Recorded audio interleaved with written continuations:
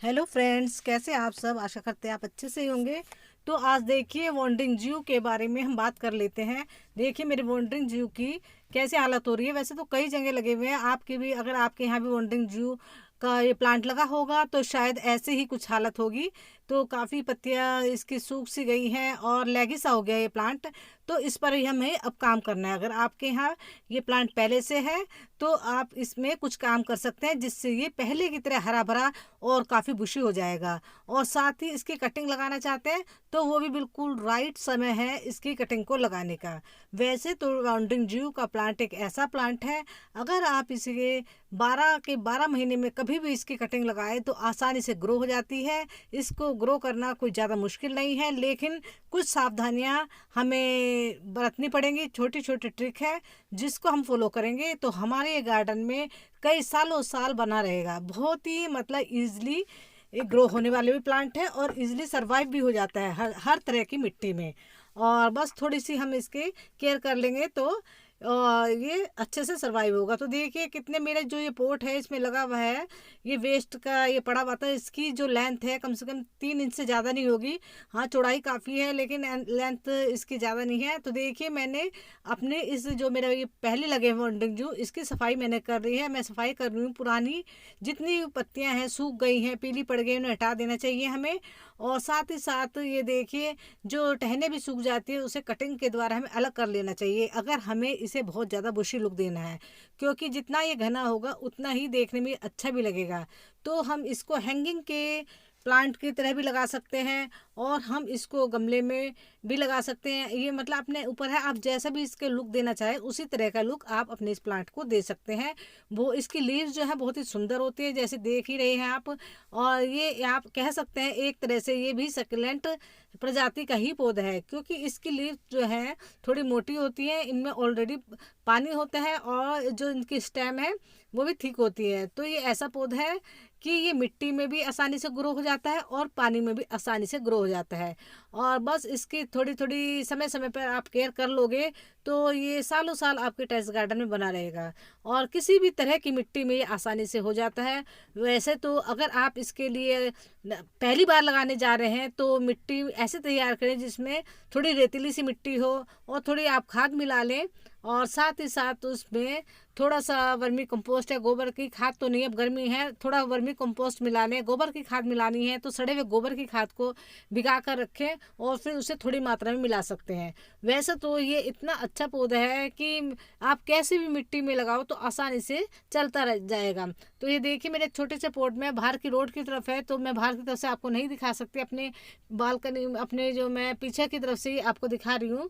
जो कि ये पहला बार काफ़ी बुशी हो रहा था, अब लेकिन ये है ना जनवरी के मंथ में इसकी लीव्स काफ़ी सूख गई थी। तो क्योंकि डेली गार्डन के कुछ ना कुछ वर्क हो जाते हैं तो मुझे काफ़ी मतलब समय लग गया इसकी सफाई वगैरह करने में, क्योंकि रोज़ कुछ ना कुछ टेरेस गार्डन में लगा ही रहता है। तो ये देखिए सफाई करने के बाद आपको क्या करना चाहिए, जैसे कि मैं कर रही हूँ, जो गमले की मिट्टी है उसे अच्छी तरह से मतलब ये है थोड़ी सी खोद लें। इससे क्या होगा कि निराई गुड़ाई हो जाएगी। जो ये पुरानी पत्तियां हैं वो आपने हटा दी, एक तरह से गमले की सफाई कर दी। और अगर आप इस टाइम नई नई कटिंग लगाना चाहें तो जो हमने सफाई करके इसकी टहनियां हैं वो हटाई हैं, तो इसे हम ग्रोथ भी मतलब इसकी इससे ग्रो भी कर सकते हैं। बहुत ही अच्छी तरह से ये सर्वाइव हो जाएगी।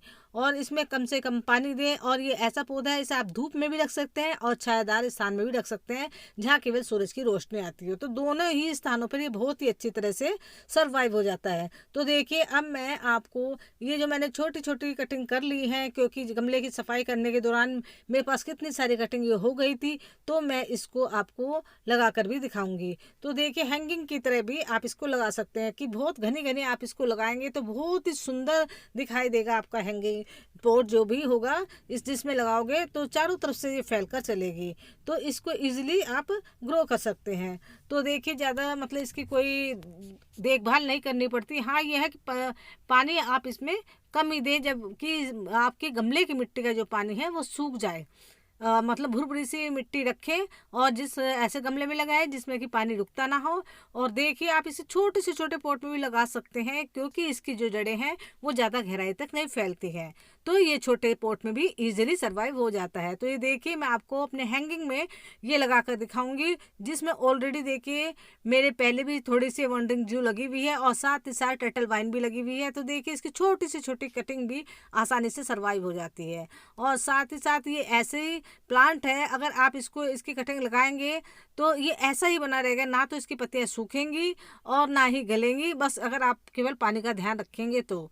और बिल्कुल ऐसे ही इसमें रूट्स बननी शुरू हो जाएंगी।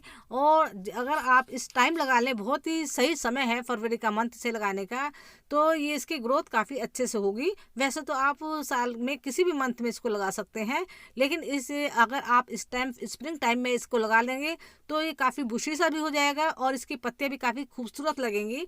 तो बिल्कुल सही समय से लगाने का आप इसको लगा लीजिए। और इसमें अगर आप इसकी ज़्यादा केयर भी ना कर पाए, खाद भी ना दे पाए 3-3 4-4 महीने, तो कोई फ़र्क नहीं पड़ता है, ये पौधा फिर भी ऐसे ही चलता रहेगा। केवल वाटरिंग का ध्यान रखना ज़रूरी है।